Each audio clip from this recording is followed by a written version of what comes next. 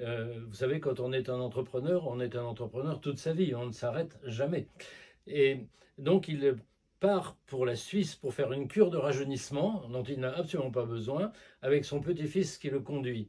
Dans la voiture, le petit-fils conduit très sagement, et ce petit-fils, c'est un petit ingénieur qui vient de finir ses études, et le grand-père est un peu insupporté de voir que son petit-fils, finalement, est très sage et se voit parcourir des rails tout tracés, tout simples, et il veut lui donner une leçon d'optimisme et une leçon euh, qu'il va lui donner autrement que simplement en lui expliquant quelque chose. Il va prêcher par l'exemple. Vous savez, il y a deux manières d'apprendre, avec la tête ou avec l'estomac. Mais il n'y a qu'une seule manière de retenir, c'est de recevoir des coups de poing dans l'estomac.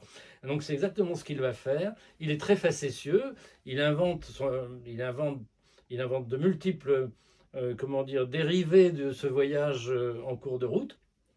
Et à la fin, il va montrer que finalement, on doit être acteur de son propre destin.